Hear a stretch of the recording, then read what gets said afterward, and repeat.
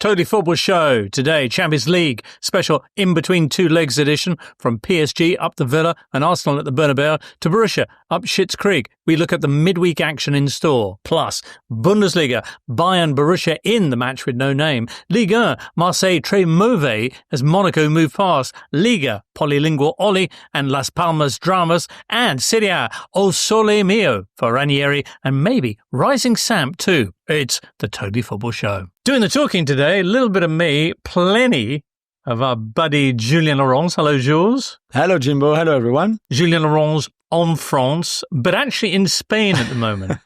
That's right. I'm just on holidays between the two Champions League legs in Mallorca. Last day today. Is it? Have you had a nice time, Jules? Yeah, lovely. It's beautiful here. Not so far away from our pal, Pol Ballús. Well, I'm quite far away, if I'm honest, because I'm in Dortmund right now. What? Yeah. You're in Dortmund for Barcelona's visit there for the exactly delicate second leg of their clash with Borussia Dortmund. It's going to be a tight one. All in the balance. Yeah. Well, you know what? I seem to recall Barcelona in a 4-goal swing in a second leg of a... Oh, come on, don't do that. Knockout. Don't do that to me. I mean, just saying, you can never say because it's football, and that's why we love it. Also on the way, Seb Stafford-Bloor on a big weekend in Germany, big weekend for Bayern Munich. And there's a big midweek for them as well. Borussia Dortmund were taking them on last Saturday in Der Klassiker, last one for Thomas Müller. We'll hear about that. And Max Callegari of top Italian TV show Pressing will be joining us too. Jules, you're going to get back in time to see PSG away at Aston Villa? Yeah, that's right. Yeah. We fly back early tomorrow morning. Okay, that's coming up on Tuesday. Of course, the Parisians 3-1 up from the first leg. The other quarterfinal second legs will see Barcelona visiting Dortmund comfortable from that 4-0 first leg lead and the fact that they also won there in the league phase.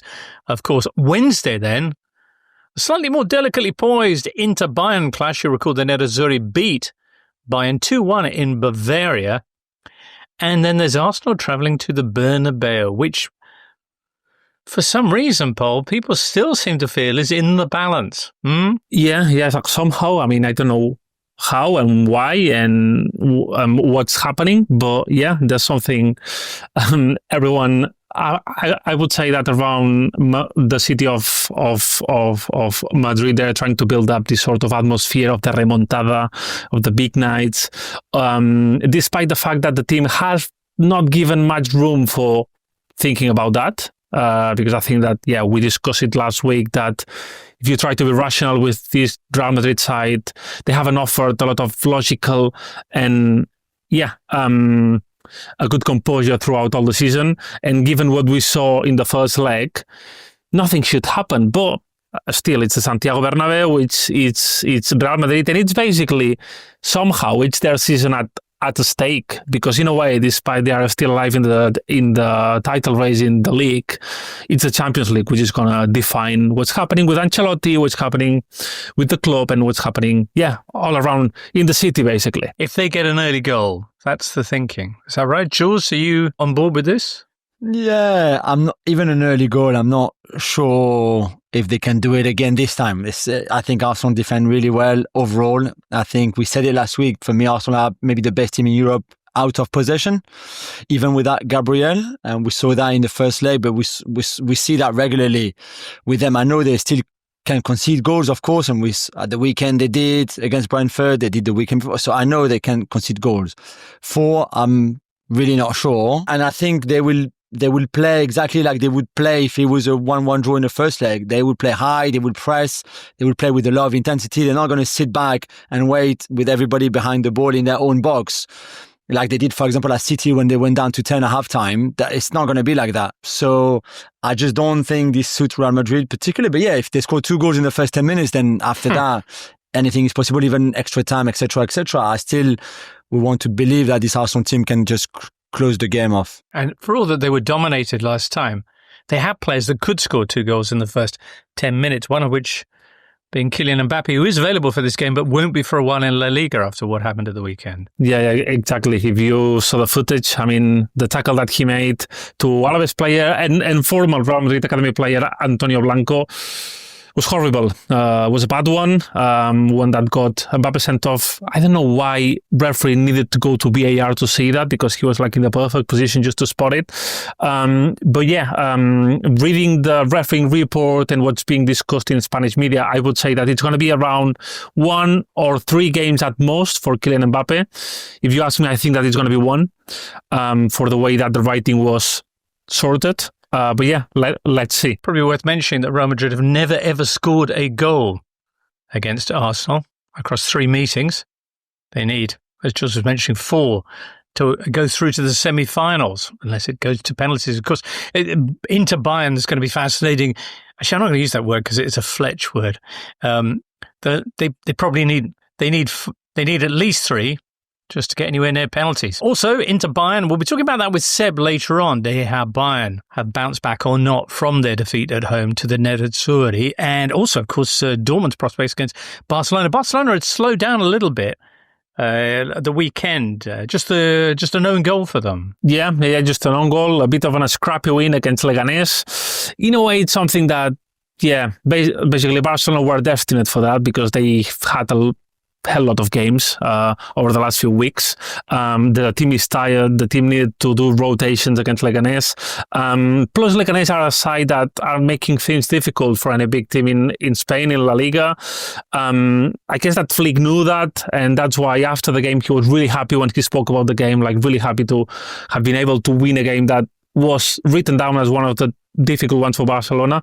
It wasn't a brilliant performance, but in a way, I think that the team showed a lot of team spirit. There was one image in the dying minutes of the game of Íñigo Martínez making a last-minute tackle, basically to save a 1-against-1 for Munir El-Haddadi, which is, if Barcelona ends up winning the league, this is going to be one of those moments that all the fans are going to remember, one of those tackles that basically win titles, because that could have been a goal, and in exchange it was basically another game that Barcelona managed to keep running away from Real Madrid. Magnificent. I love the stat.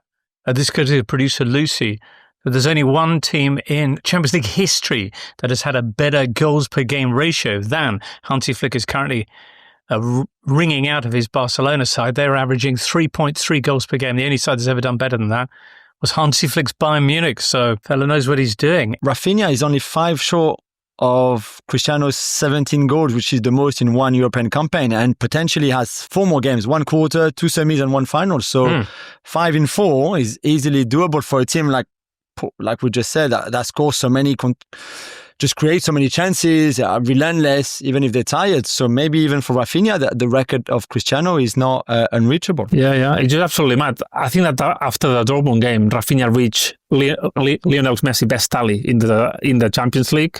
Robert Lewandowski is the second best goal scorer in the Champions League as well. They are both in the same team. So yeah, it's just mad to see the ability that they have. And then of course the other game, the game on Tuesday, is Aston Villa against Paris Saint-Germain. Jules, are you going to be there? Yeah. Any concerns? You mentioned last week when we talked to you after the fine win at home to Villa that maybe Villa's set pieces would have been an area of vulnerability for the Parisians. That didn't come about because, as you rightly pointed out, you need to attack a bit before you get any set pieces from which to threaten. This time around?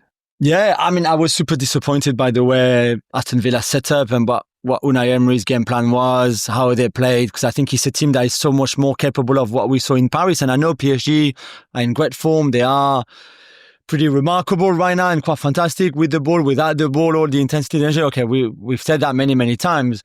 I still think that there was more, I think, there potentially for Villa in that first leg. And now they have to go for it. I expect Watkins to start up front, Rashford to play on the left, with Rodgers and McGinn, to have Tielemans and Kamara, have the fullbacks far more involved, certainly in the build-up and then with the ball, Ding and Cash.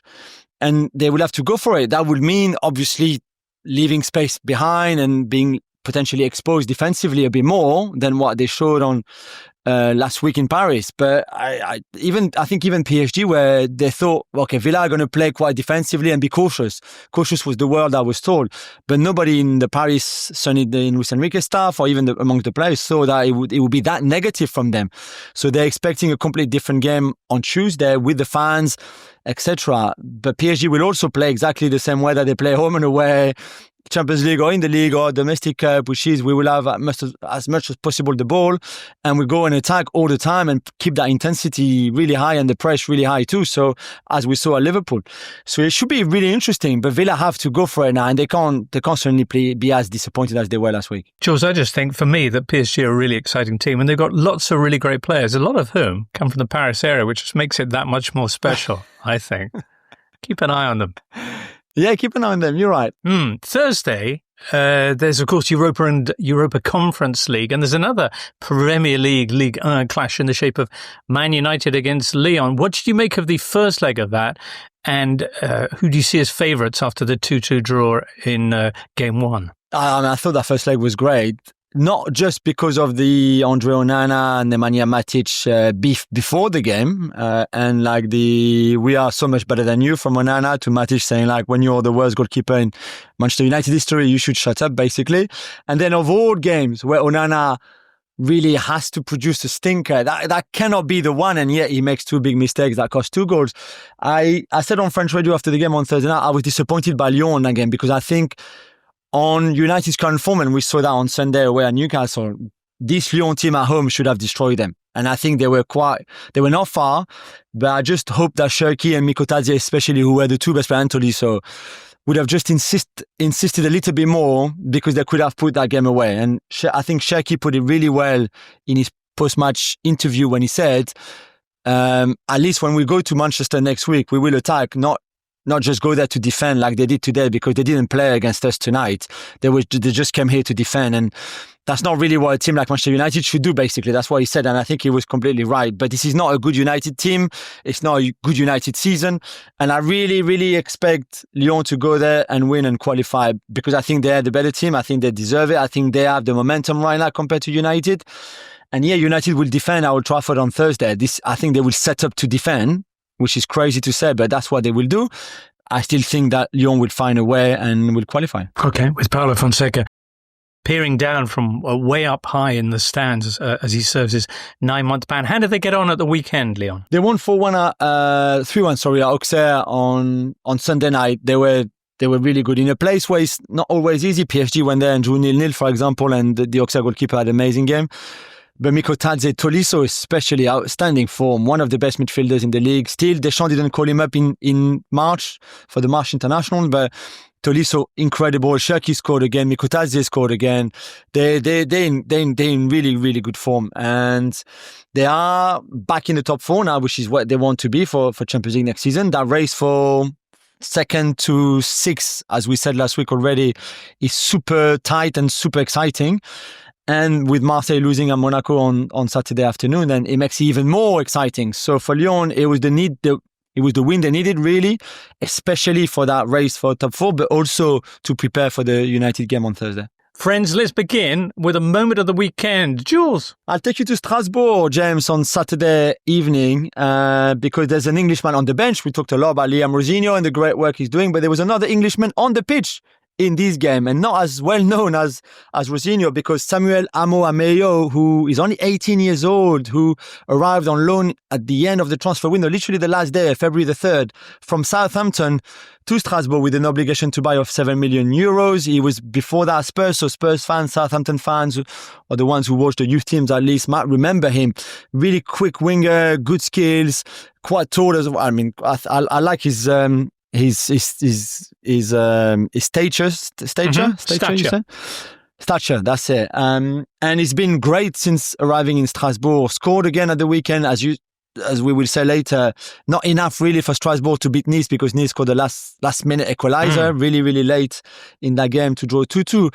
But Amo-Ameyo, was really good in the game. He played an hour, then after that I think there was nothing left in the tank. But great winger, can play on the right, on the left. 2 goals in 4 Ligue 1 games for him now. Wow.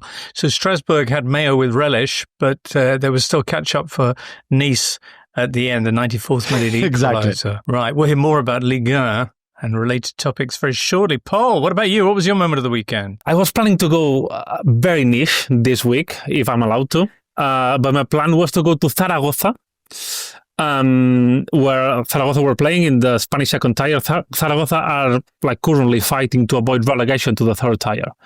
And they were losing against Eibar at home, but in the last minute, a goalkeeper, Julian is going to help me here, by the name of Gaëtan Poussin. Yeah, Gaëtan Poussin. Yeah, I remember him. I didn't know he was in Saragossa. Okay, so Gaëtan Poussin basically scored a header in the 93rd minute to tie the game, to give Zaragoza 1 point against Eibar, which is key in their battle to avoid the relegation. It's the second consecutive week in the Spanish second tier that the goalkeeper scores a goal. So that's quite remarkable as well. And yeah, I wanted to highlight as well that Zaragoza's manager right now is former Atletico de Madrid legend Gavi. I don't know if you remember him, the midfielder that played in the Champions League final, if I'm not wrong, in Real Madrid. So he's the manager of Zaragoza. I was tempted as well about going with Oli McBurney, who scored for the second consecutive game week. I thought you were going there because I saw he scored, yeah. Yeah. I wanted to go there as well. Oli McBurney scored. Not just the goal, Paul. Yeah. Well, a goal and a win, basically. And then a post-game interview that was a real win as well. Yeah. His post-match interview to Las Palmas media channel was outstanding. His accent was really, really good. I can see that he has learned a lot of the cliches and the phrases that you need to say just to try to be polite, and in terms of PR, he has learned that very quick. But he was really good speaking in Spanish. Not everyone can say that after a few months in the country. So yeah, very happy for him and very happy for Las Palmas to finally unleash the beast that Oli McBurney is. A good weekend to do it on as well, Las Palmas Sunday. Pol Ballús heading off to Dortmund. Who else is heading that way? Why? It's our very own Seb Stafford-Bloor. Hello. Guten Tag.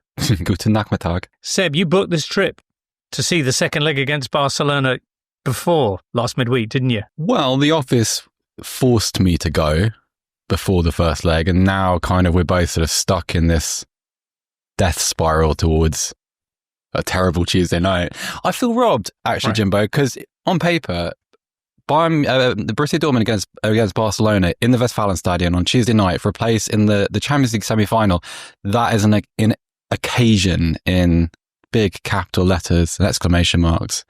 And it has been taken from me by Dortmund's terrible first leg performance. Well, you will get to see perhaps a good performance from one of the two teams, quite possibly Barcelona, who keep putting them in right now in the Champions League. If that game looks a little bit unlikely to see any change to the likely semi-finalist, what about the other game, which sees Bayern Munich taking on Inter Milan at... What about the other game, which is, of course, Inter Bayern? Before we get on to that, of course, both Borussia and Bayern were involved in the game of the weekend, at least on paper, in the Bundesliga, the Klassiker, Thomas Müller's last Klassiker.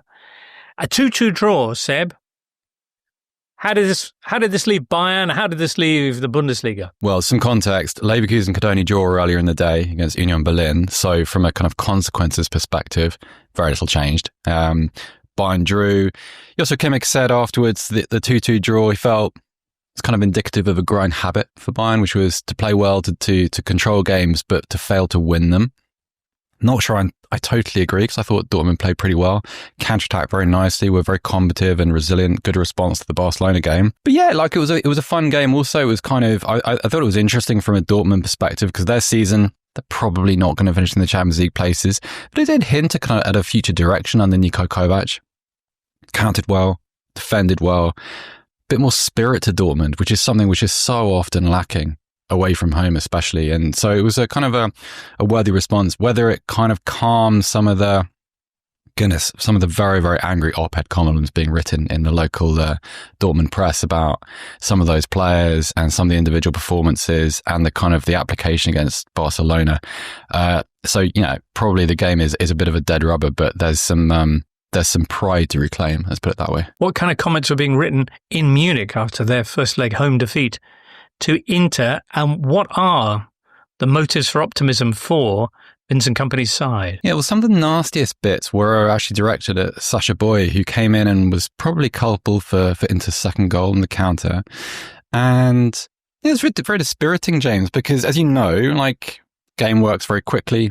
Players have to make decisions on a split-second judgment. Sacha Boey, who really hasn't been in the team and who is destined to leave the club probably in the summer, came in, jumped up towards the ball instead of sitting back, allowing that counter to develop. And yeah, it's been pretty hostile. I would say, I don't think there's been any despondency or fatalism around the team's chances overall. But Harry Kane, again, taking a little bit of flack, described as being in a form crisis, all one nice, convenient compound. Yeah, lovely. And so has a little bit to prove in San Siro. And we'll see. Clearly, Bayern are going there underpowered with the same defensive problems that they had in the first leg. No Meccano, no Ito, no Davis. Completely changes the dynamic of the team, something which really does need to be addressed in the summer. Not sure you can compensate for the loss of Jamal Musiala, because I don't think there's a player like him, but Bayern, again, they'll be without a central-based playmaker, which is a big problem for their chance creation. Might have Manuel Neuer, though, James, which is good news. He's training. He trained on Monday. He's running about. He's fine. Should play. So emotionally, at least, that's good news from Bayern's perspective. And I think Bayern still have a chance in this game. Bayern played pretty well. Pretty unlucky to lose, and I don't think this is irretrievable. No, they've got Kane. They've got Michael Olise. They've got Thomas Müller, who scored, of course, the equaliser a week ago at the Allianz Arena and was involved in one of the goals this weekend and was looking busy, basically. What's the reaction been? We didn't really go into this too much last week, but how has the reaction been kind of nationwide about the news that the most iconic player in the Bundesliga is going to be bringing his successful, that incredible Bayern era to a close? Yeah, it's really interesting because nobody has done more to kind of try and take the romance out of it than Müller himself. So he scored, as you mentioned, he scored that goal against Inter. And I was in the stadium and it's one of my favourite moments of the season. Müller scores at the back post. Stefan Lehmann, the pitch announcer, does call and response 5 times. The noise is absolutely deafening. And then after the game, Müller's asked about it and he says, yeah, but this is not my victory lap. We lost the game. Shut up, basically, which is very, very Müller, very pragmatic and straight to the point. It's an interesting moment a few days ago because Uli Hoeneß was speaking. I don't think there's ever a point where Uli Hoeneß isn't speaking somewhere to somebody about something, right? But he said he regretted the way that the Müller thing was handled because obviously when Thomas Müller announced, when Thomas Müller was premiering his documentary a couple of months ago in Munich, there were a couple of kind of club dignitaries there. Among them was Hoeneß, and he said, I'm paraphrasing, but he said, Thomas Müller on the bench at Bayern after the career he's had, that's not really a thing. That we don't really want that. That's not a dynamic anybody really wants to see. And he was kind of hinting at, maybe you should retire and maybe your transition into becoming a kind of, to ascending into the Bayern Munich stratosphere, as Müller will almost certainly do post-career, can begin without this kind of awkward moment at the end. Hoeneß kind of wrote back and said, I wish I didn't say that. And I wish we'd handled it a little bit better. And he said also, everybody at the club knew that, unanimously and was in agreement that Müller wouldn't be getting a new contract. And he said we didn't really communicate that well enough with him. It took a lot of grace for him to say that. And he's probably right. And that's kind of been the focus. I don't think anybody believes that Thomas Müller's contract on roughly 90 million euros all told a year should have been renewed as it was. I don't think there was ever a question that was going to happen. But I think it probably could have been handled a little bit more, I don't know what quite the right word is, but bit more sensitively. Where do you think Thomas Müller thinks his future lies? I don't think Thomas Müller knows yet. I think Müller being the kind of person he is, I think he remains very much in the present. I think he is all about, we're going to go to Italy and win. That's the mentality of the player and the person that always has been. He's made that very, very clear that now is not the time to be speculating on where he's going next. Said that publicly. And it's all about Bayern, which is perfect, right? Because that's always what he's been. Even though this sort of last chapter is a bit awkward as it is, because he clearly wanted to stay, he's been very public and straightforward about that. It would be a little bit worse if he proved to be a distraction, if he proved to be something about something other than the football at this moment. That would make it even more clumsy, I think. So it's a weird thing, and whether he wants it to be a victory lap or not, people are going to treat it that way. The reaction to him in stadiums, the reaction to him at Allianz Arena last week, even for the goal, just when he took off his tracksuit when getting ready to come on, is a very sort of, always had a kind of talismanic quality to him, but now it's embellished with this. Well, this might be the last time he does this. This might be the last Champions League goal he scores. This might be the last, etc., so on. So it's a very strange situation. Just want to mention what was probably the Bayern Borussia notwithstanding, the game of the weekend in the Bundesliga, which was Friday night's banger between Wolfsburg and RB Leipzig. Leipzig, who had let Marco Rose go and have been rewarded with 2 wins from 2 under, do I pronounce this as Zolt Love? Yeah, that's fine. Yeah. Zolt Love, under Zolt Love. Although this one came close because they took a three-goal lead and then Wolfsburg came roaring back, made it 3-2. But Xavi in particular in exceptional form. Things looking better at RB Leipzig. Yeah, a little bit. That grip on the the fourth Champions League spot looking a little bit firmer. What I will say is they needed a very, very good Peter Gulacsi save to stop it going to 3-3 a few minutes before the end. And this is the age-old problem with Leipzig. Played really, really well. Individually, collectively, really impressive for certainly the first half. And then that inability to control games and to kind of adjust their emotional approach to the game just wasn't there. And Wolfsburg on their own pitch got 1 goal, got 2 goals, and for all the money in the world, it looks like they would get that third, and it would be another collapse. But yeah, a good step forward, particularly on a weekend where Mainz lost to Hoffenheim, when Dortmund could only draw. Even though it was a good point, it probably put Dortmund out of reach, firmly in the rearview mirror. And while we're talking about other important games, Seb, one other thing is Eintracht Frankfurt. Thursday night, they are going to be hosting Spurs. What do you think? Yeah, you'd have to favour Eintracht, really, Jimbo. That is a very loud stadium. It's very, very difficult when the atmosphere is as fierce as it can be to go and get anything, particularly when Spurs are in the state that they're in. Eintracht, kind of perfect Sunday, really, for them. One ease past Heidenheim 3-0. Played nice, slick football. Mario Götze and Hugo Larsson started on the bench. Which is great because they'll start against Spurs. Came on for the last 20 minutes. Hugo Ekitike, who scored Eintracht's 3rd goal, he came off the last 20. He'll be nice and fresh. He's playing ever so well, as Tottenham fans would have seen in the first leg. He's a huge problem. By the way, for any Tottenham fans heading out to the game, when you get on the train, you're heading out to the Waldstadion, have a look out the left-hand window and see if you can spot a Tony Yeboah themed Easter egg on your way to the ground. Very nice. No more clues. That's nice and mysterious, but make sure you're attentive. Left side of the carriage. Have a look out there. Excellent. So perhaps you can reveal to those of us who are not making that train journey on Thursday the answer next week on the show. It's a nice way of looking forward to my next appearance. That's a nice cliffhanger that we've built into this week's podcast. Lovely. Always. Enjoy yourself at the Sigla Duna Park. And who knows what the evening may bring you.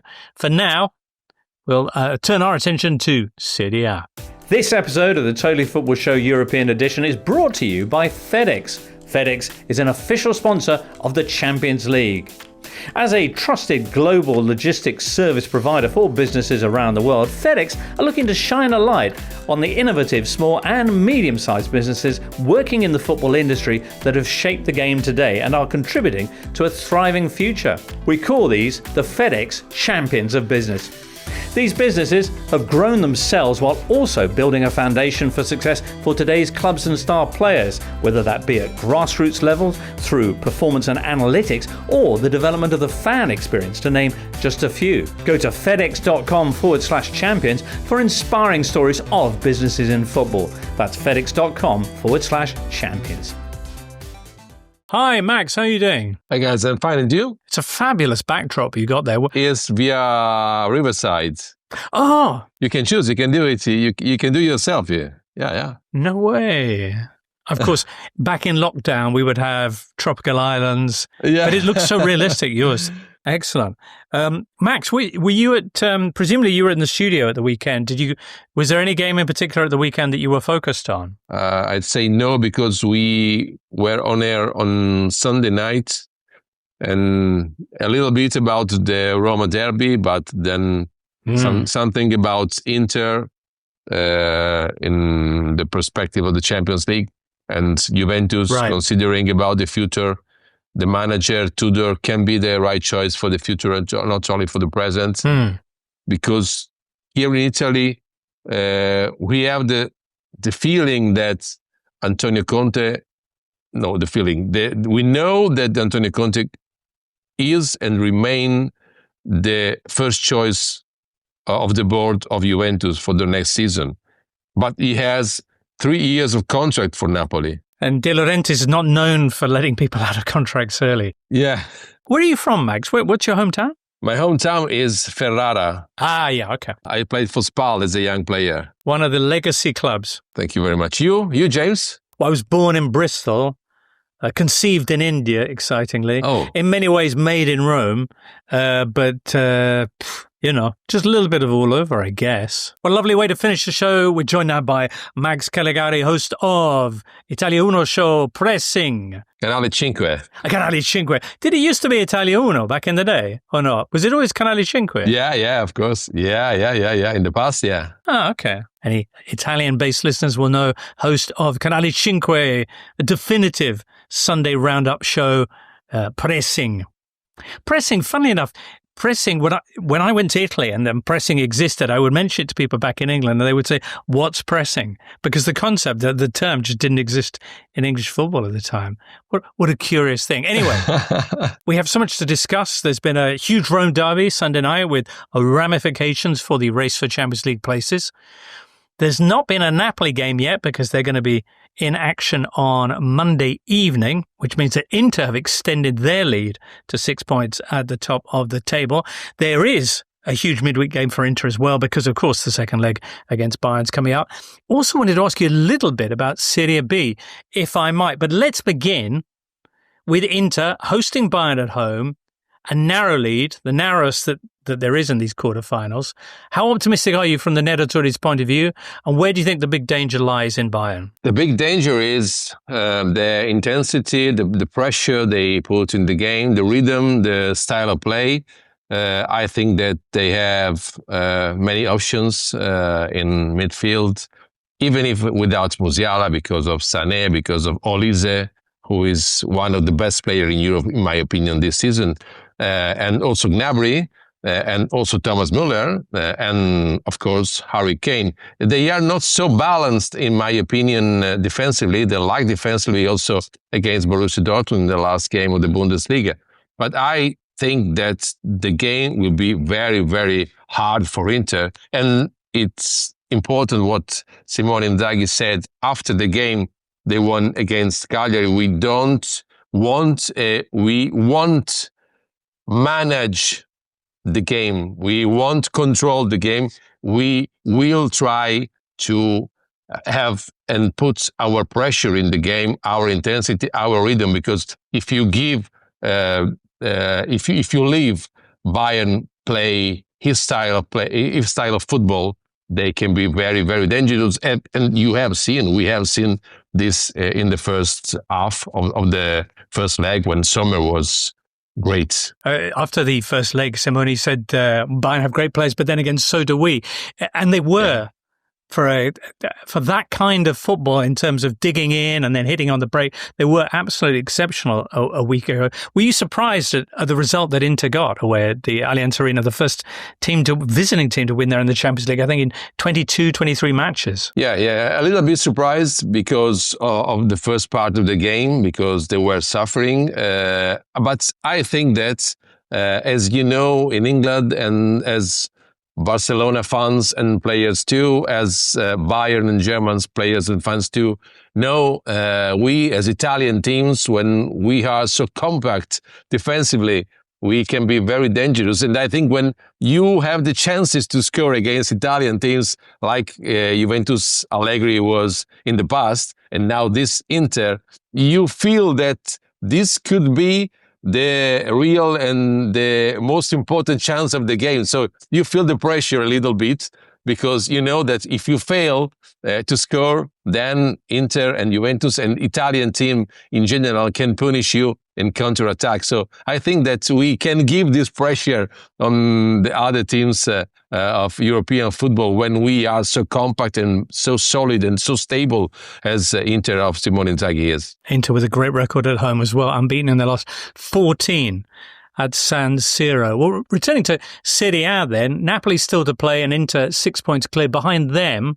Important victories for Atalanta for the first time in 4 matches, and Juventus as well, who are looking not exactly an attractive footballing side, but a lot more effective and have moved back into the top 4. What's the feeling now among the kind of ex-core about what they're going to be doing in the future, Juventus? I think that Igor Tudor, the new manager, restored their identity, as you said. No so attractive football for the whole game, but very vertical, very intensity style of play, very intense style of play in the first half, above all against Lecce. Not too much possession, but try to find quickly the best players in the other midfield and try to be dangerous, as they were with Comrades, with Ildiz, and of course to play the players in the right position, because Ildiz, for example, is playing behind Vlahovic and he's doing his best. He played on the flank with Thiago Motta and he wasn't doing so good. So I think these are some keys. And about the future, what you asked me, I think that they would like the board, a part of the board, the fans, for sure, they would like Antonio Conte to come back to Juventus. But they are also aware that Igor Tudor is doing very well. He has good fixtures in the last 6 games. He can do the points they need to qualify for the next Champions League. And then they will go to the United States for the Club World Cup. So I think that Tudor is a good option, but the main choice still remains Antonio Conte. But as you know, you have to deal with Aurelio De Laurentiis, and it's not so easy because Antonio Conte has 3 years of contract with Napoli. All right. And he might have all the reasons to stay on as well if he does somehow manage to take them back to the title there. 3 points they would be behind Inter without any cup distractions if they manage to get the victory against Empoli on Monday night. Probably will have happened by the time you hear this, listener. Sunday night in Rome saw another couple of the teams vying for Champions League spots or European positions, Lazio and Roma, drawing 1-1 in the Rome derby. A fabulous equaliser from Matthias Soulé for the Giallorossi in what was Claudio Ranieri's final ever derby, he assures us, although we've heard this before. And he goes out with that incredible record of never having lost to Lazio intact. Yeah. This is his record. And it was a goal in Dybala style by Matthias Soulé. Very nice to see and very important for him because we can't forget that he was voted to be one of the key players of Roma because Roma board in the last summer wanted to sell Paulo Dybala. Then Dybala stayed at Roma and Soulé had less chances to play than with Dybala staying. So it's important for him, this goal. Dybala is injured now. Didn't like, my opinion, I didn't like too much that derby because it was like a Coliseum show in Rome, as many derbies, in the past too, in the gladiatorial. 90s. Yeah. Too many players trying to trick the referee, simulating and exaggerating everything. So didn't like the style of play of the game. And Lazio played better than Roma, had more chances. Miles Villar is one of the best goalkeepers in Serie A now. So a good point for Roma, but above all, a very good point for Atalanta and Juventus because Lazio, Roma, are some points back in the Champions League fight, and I think that this derby can be decisive for them, because if Lazio or Roma won the derby, they could have found some more good feelings for their goal to qualify for the next Champions League. This kind of result is not so good for them. Indeed not. Max, could we just quickly drop our attention down to Serie B, the second division in Italy, because this weekend, the last 7 days have seen two quite key events down there. One is Sassuolo sealing their return under Fabio Grosso, World Cup winner with Italy, the Sassuolo manager. Very attractive side that he's put together there, the Nero Verde, and they're going to be returning to Serie A with Berardi still playing for them, which is tremendous news. Now, the other thing, which I don't know how many people will have spotted this, but really romantic news, Sampdoria, one of the grand clubs of Serie A, now in Serie B, risking a drop straight down to the third division, Serie C. But intervention last week from some of the key players of the old grand Boskov, Sven-Göran Eriksson, Sampdoria era, with Attilio Lombardo coming in as the kind of assistant manager, and Kiko Ivani taking over as manager.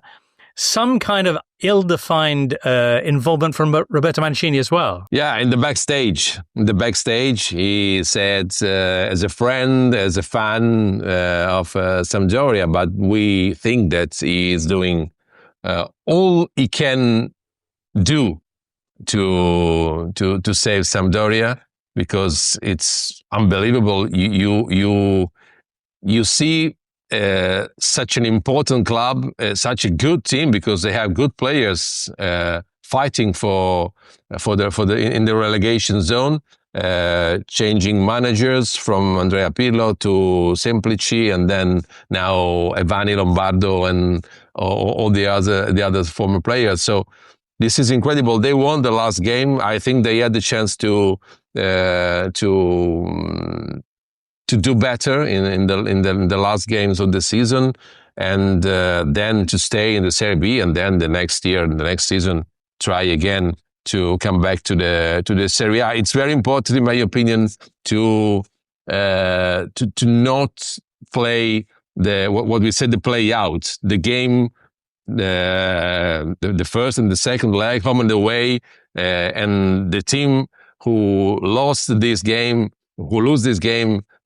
being relegated, because the pressure on them would be unbelievable if they had to play these final two games. If they manage to do good results in the last games of the season, I think they can stay in the Serie B and then have a better future in the next season. About Sassuolo, very briefly, it's not so easy when you are relegated from the Serie A to come back immediately. There are many teams and many clubs that struggle in that situation, but they kept all the best players. They have a very good mentality. It's a strange club because they are from Modena and they play in Reggio Emilia, two different cities. They don't have a large fan base, but they are one of the most and well-organized clubs in Italy, not only in the Serie B, but also in the Serie A. So very well deserved for Grosso, for Berardi, and for the club. Max, that's fabulous. I wish you all the best. Are you going to be heading along to San Siro for the Bayern game? Maybe, but I'm above all preparing for the retro leg of the Coppa Italia, Inter AC Milan. I will commentate live that game on Canale 5, so I'm focused on it, in 10 days, All right. Key game for Conceição, of course, with the Rossoneri, with a lot of their future moves very much in doubt. We hope to catch up with you and get the latest on that soon on Totally Football Show. But Max, thank you for being with us today. Thank you very much. Thank you. Always a pleasure. Thank you, guys. Max Callegari. Well, listener, there you go. It's just you and I now. Everyone else has gone off to do their footballing things, and big footballing things await us as well over the next couple of nights. In the meantime, have a great time. Many thanks to Max, Seb, Pol, Jules, and producer Lucy, and video producer Jake, and you as well, listener. We'll be back on Thursday to discuss what happened in those Champions League second legs and look ahead to a big weekend in the Premier League as ever. And then the Euro Show returns in a week's time. For now, from all of us here, though, it's goodbye. The Totally Football Show podcast is available 3 times a week, bringing you all the football news you could reasonably be expected to care about. We've got views, we've got stats, we've got analysis, we've got some of the best football writers around, and the whole thing is absolutely free. So have a listen on Spotify or Apple Podcasts or all the usual places by clicking on the link below.